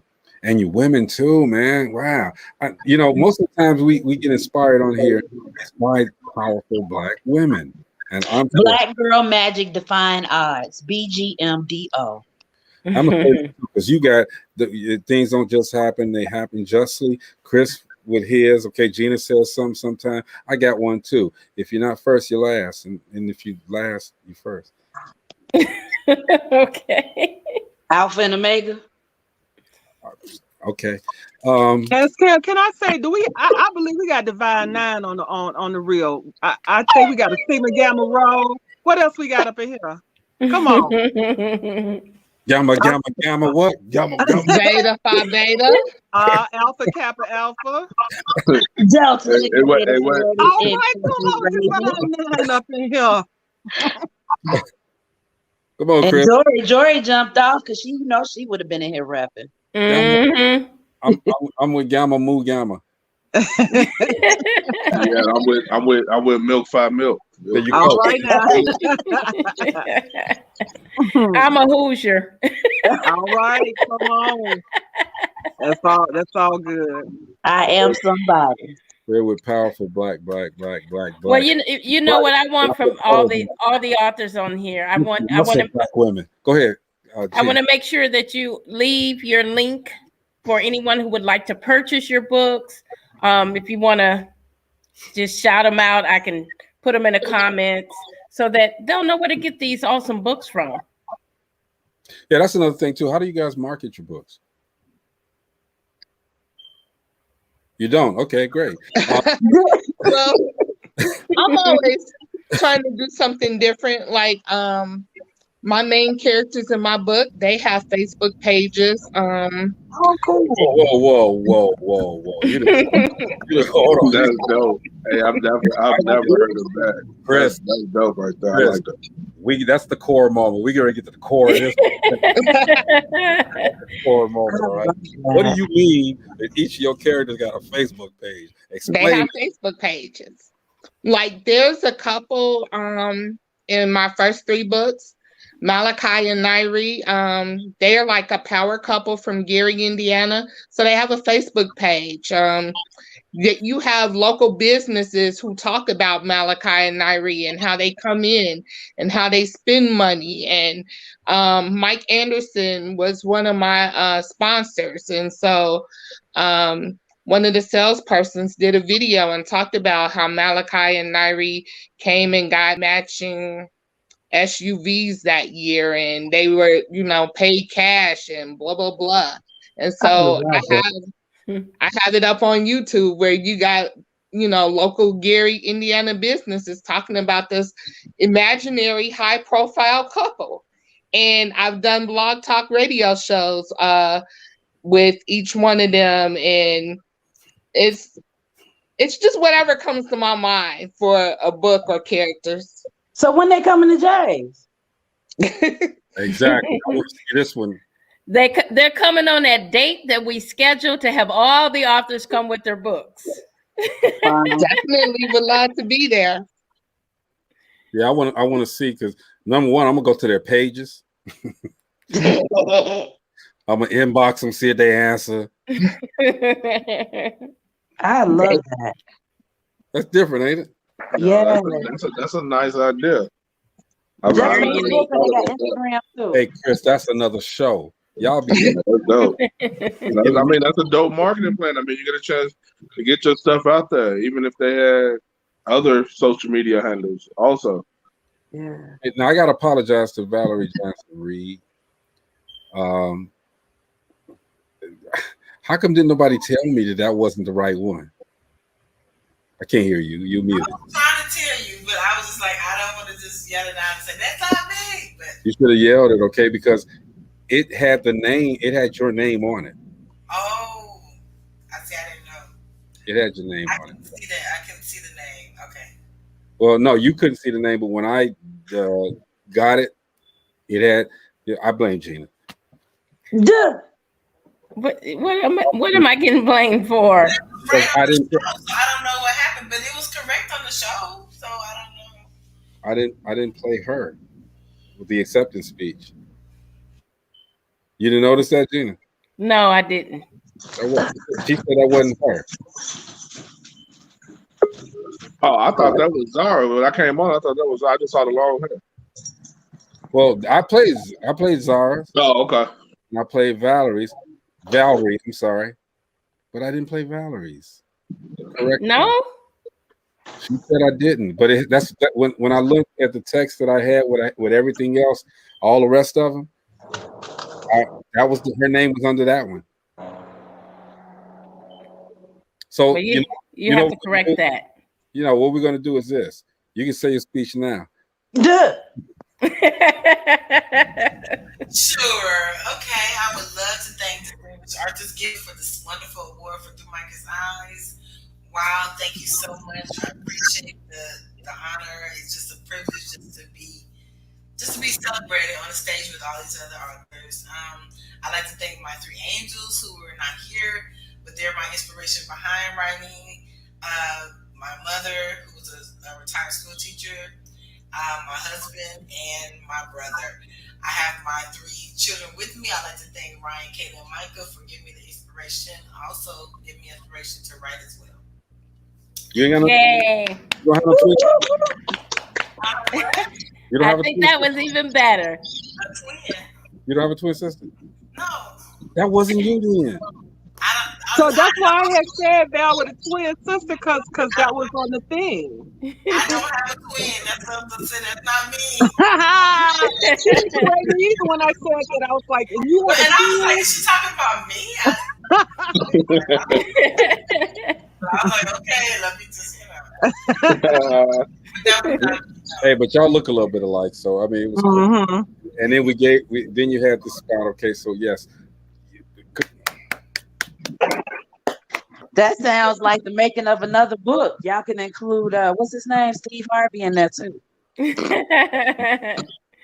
Exactly. This is all a movie right here, man. All of this is a movie, and I hope that each one of you ladies, man, do stretch out your talent and do put your print to film, because it's all interesting work. It's all interesting stories. All right, and it can do nothing but expand and get greater from here. Period. If there was a thing that you could tell people that are trying to write. They're trying to write books. They're trying to express themselves and become great like you guys are, one at a time. What would you tell them? But young ladies, you know, that are trying to do what you're doing. Nothing. Okay, so I tell them to leave nappy headed boys alone. That's what I tell them. First. That's the very first thing. Yeah. Leave the nappy-headed boys alone. Leave them alone. That's first. They ain't no good. Well, you know, they could be. I'm halfway with that and halfway with not. But that's the stuff stories are made of. So we need them to have experiences. They do need to have experience, but they need to until they're able to go out on their own and make wise decisions instead of making so-called puppy love decisions. But that's what stories are made of, Chris. They are. You know, nobody's perfect, but that's part of our journey. Sure. And what we don't want to do is to cut off our nose to spite our face. That's but I will cut off the little boy's pride. We don't want to cut that off either. I didn't say that. The pride. I'll cut his pride. Me and Chris would be like Martin Lawrence and Will Smith. I'm telling you. But somebody getting shot at the end of that. At the end of that. Chitty bang, chitty bang bang. You know what, Greg? Yes. When we talk about being authors, it kind of leads us to doing different things, not just writing the stories. So if you notice, Gina has put together a consortium of authors to help us to network and to find resources as we create our passion, right? You have what's her name? The D.A. Rhodes, who actually came up with this literary group and plugging you into resources. So we all learn how to do other things. Some for me, motivational speaking. It comes with dealing with developing programs and projects for cultural diversity.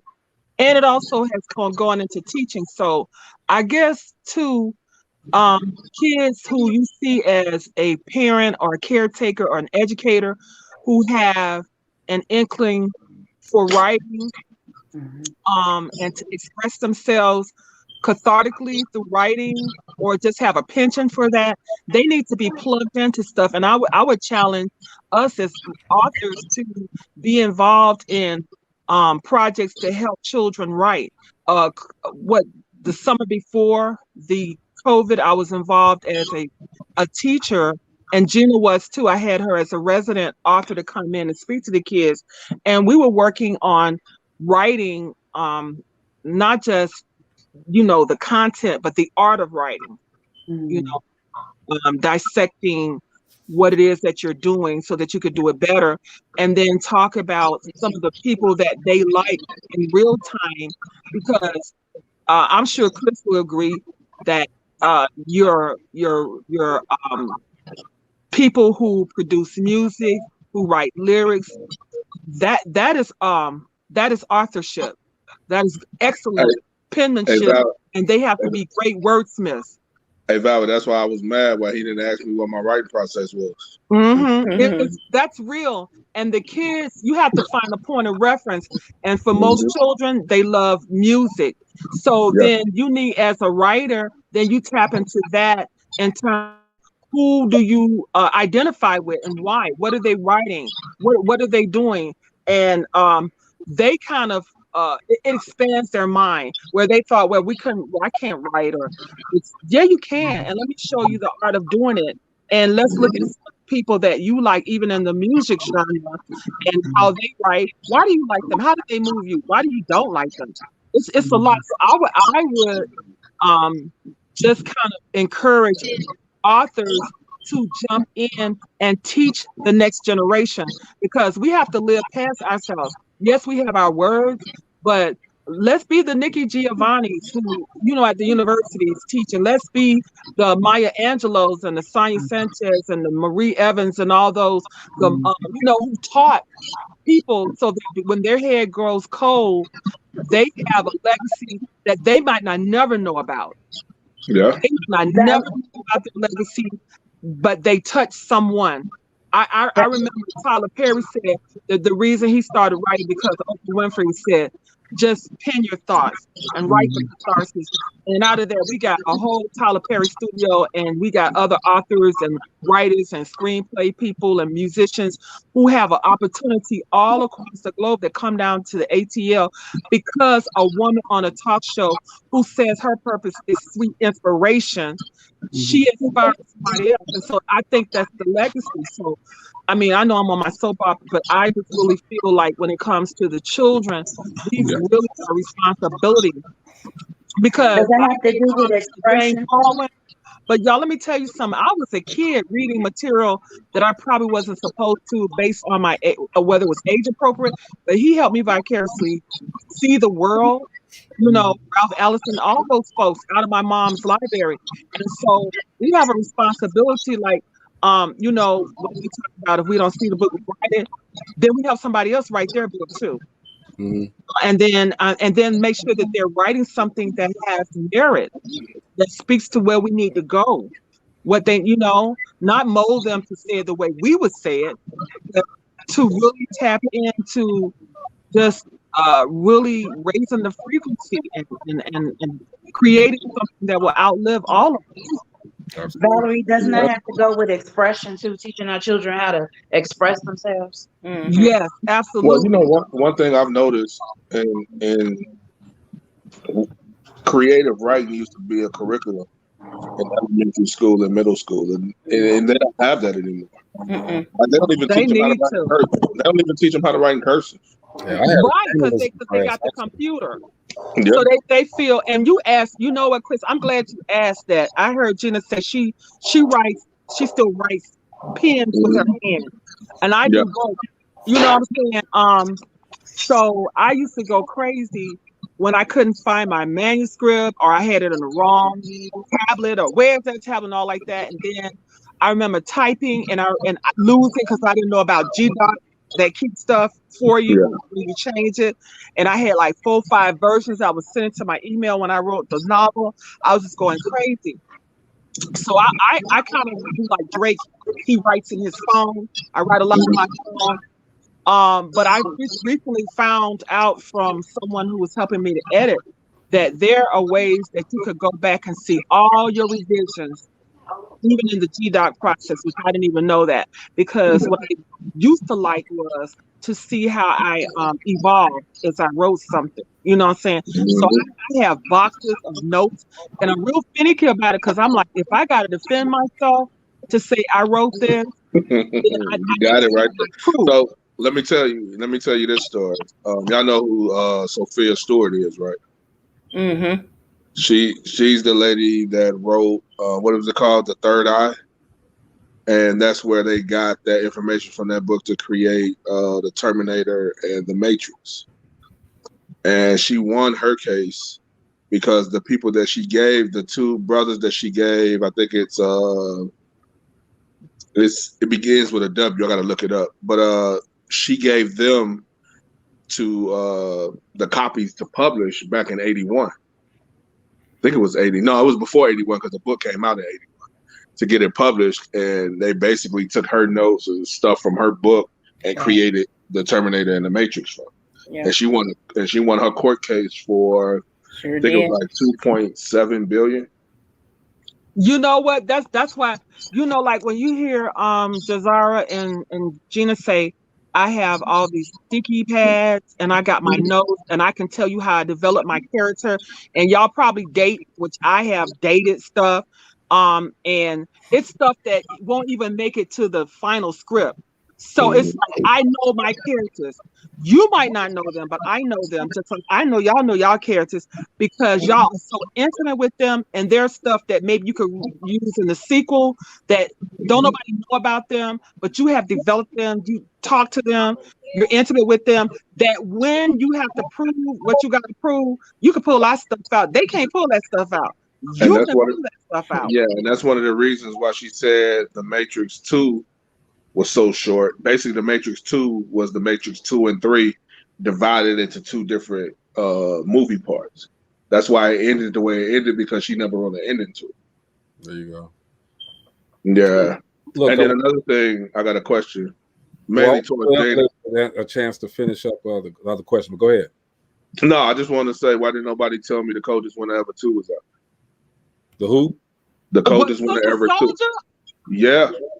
Oh man. It's called Life After Death. Oh, for real? No one told me. Sister Soldier is cold. So guess where I'll be at tomorrow? I'll be at Target going to buy it. Didn't know. But a chance to talk. Valerie Johnson, what would you tell people that are trying to do the same thing that you're doing? I would tell them the same thing I told a young lady today I was consulting with about editing, helping her edit her book. And I would tell people, like I told her, write from your heart. If that's what you want your book to be about, make that. She was very indecisive about what she wanted.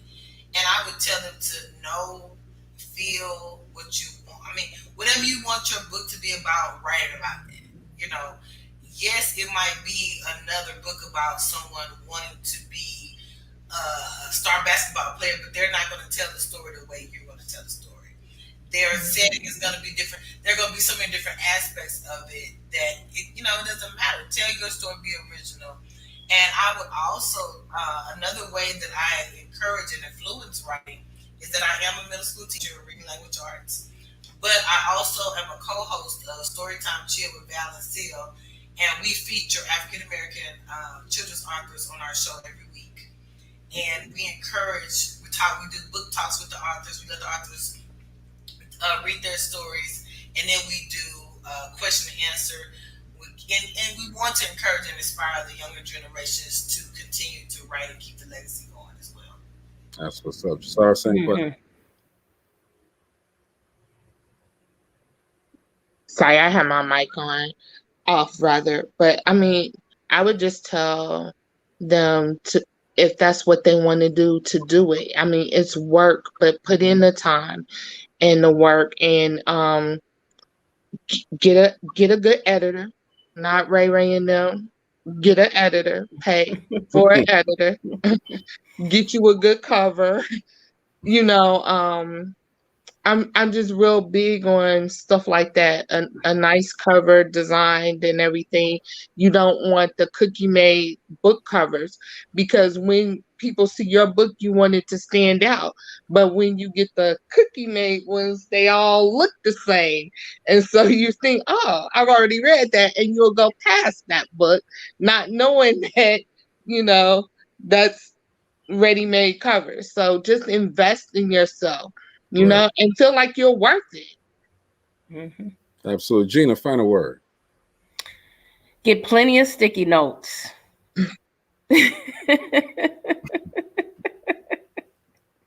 Plenty of sticky notes. What do sticky notes do? But you know what? The one thing that I have to say, especially with what we're doing with the Distinguished Authors Guild Literary Award show, make sure you are invested in your book, because your book represents you. And if you do, like Jizara said, go and get Pookie and them to edit it, or, do your illustrations, that's what you're going to get back. You're going to get back what you put in. And we had so many books that we could not nominate because of misspellings. And, some of the writers were like, are you sure? We can't put this one out. It's just such a good book. That represents the author. That represents the person that puts that book out there. If you did not invest time and money to get an editor, to get an illustrator and make your book look professional, and there were some books that I just wanted to put down, because there were, after before I even got through the first chapter, it was so many errors that I just got tired of them. And that's what happens when someone picks up your book and you have errors in them. They start to focus on the errors more so than the plot of your book. And so you lose that audience, because now they're looking at what's the next error that I'm going to find. So I just want to say, invest. Is worth it. Invest in your book. And if you market it correctly, you'll get back what you put into it.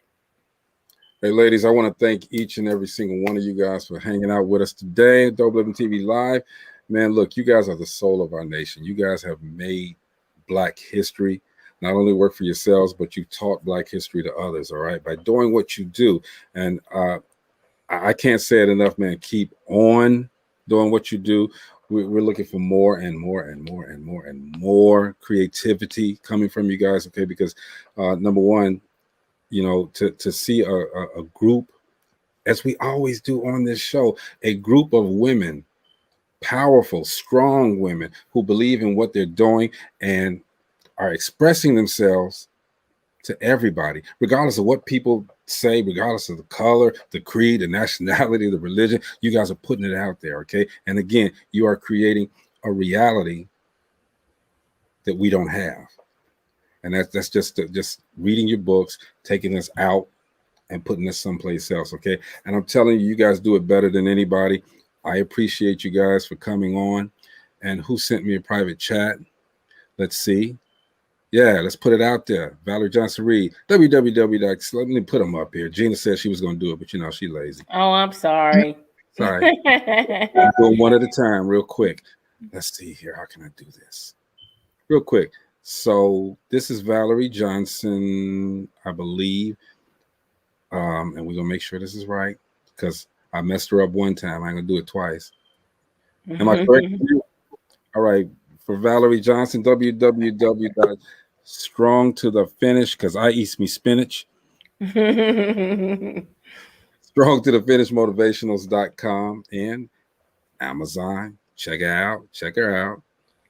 Who switched up on me? Valerie, there she go. All right, let me get back here since Gina didn't do it. And I know that you ladies are doing a lot of other things other than books, and sometimes it can get overwhelming. So to be able to have so many balls up in the air and be able to catch them and keep it going, I just want to take my hats off to you. You guys deserve more than just a day. You deserve 365 days. 24/7. This is Caradice Collection, is it called? .com. Caradice Collection, yes. All right. .com. That's my friend Valerie without the E. And let's see if I can get in here and get my other friend here. What is it? Where's she at here? Jazara. We coming. Yes. We coming. Hold on. Yeah, check out her website, you guys. She has so much to offer. I love her products, her candles. Thank you. Talk about your candles, because I use the candles on my skin. Gina, we got 2 minutes. We got 2 minutes. Well, really quick. And I'm going to give it to you in 10 seconds. It's a massage therapy candle. You massage that oil into your skin, and we ain't responsible for what happened 9 months later. Oh, shit.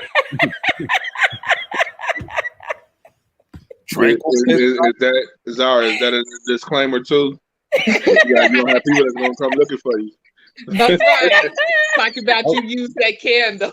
That would have fit well with Dope Living After Dark, okay? But ladies, again, hey, we appreciate you. We appreciate you. Keep doing what you're doing. Keep inspiring everybody that you touch. Embrace your haters and love those that are sincerely on your side, all right? But before we go, y'all check this out. You're beautiful. You're smart. You're loved. This week we're great. You got this. You're a badass. You can do this. I should have played this one before I played that one. That's the one I always close out with. But let me go ahead and play this one. Let me play this one. These kids are amazing. All right, go on there.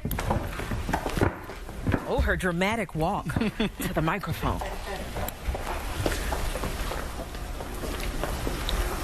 Hey, Black Child by County Color. Hey, Black Child, do you know who you are? Who you really are? Do you know you can be what you want to be if you try to be what you can be? Hey, Black Child, do you know where you're going? Where you're really going? Do you know you can learn what you want to learn if you try to learn what you can learn? Hey, Black Child, do you know you are strong? I mean really strong? Do you know you can do what you want to do if you try to do what you can do?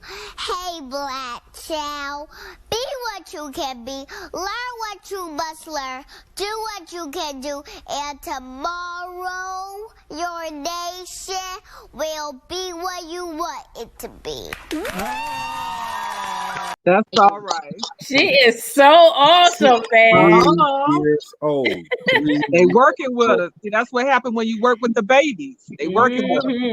I know she's gonna get older though. She's gonna be mad she wore that what she had on. She's gonna be Amanda Gorman next. She's gonna be mad. She's gonna be like, "Mama, why you put me in that? What is wrong with you?" Look, Luke's with a little frill already. But anyway, man, this is Dope Living TV Live, man. We have the ladies, the authors, okay? And Gina, we thank you. Distinguished Authors Guild. Y'all check this out. She got another award show coming up this year. Y'all check her out. Chris Mills, man of 1,000 businesses, all right? Man, we appreciate you always, little brother, most definitely. And we will see you guys tomorrow. Hey, look, ladies, I forgot to say, you're welcome back anytime you want to come through, okay? We gotta do a part 2 to this. All right, we gotta do a part 2 to this. So anytime you guys want to come through, just holler at Gina. We're gonna set it up. It's all about y'all, okay? This is DopelivenTV Live, man. We'll see you guys tomorrow. Don't forget Thursday and Friday. Send those links in for music. I know we didn't do it Thursday and Friday, so I got a bunch anyway. So if y'all don't send it, I got your music anyway. All right. Anyway, we'll be back tomorrow, 7 o'clock, same time Central. Thank you, ladies, again. Thank you. Right. Thank you. Appreciate Love y'all. it. Bye. Bye. Bye. Bye. Bye.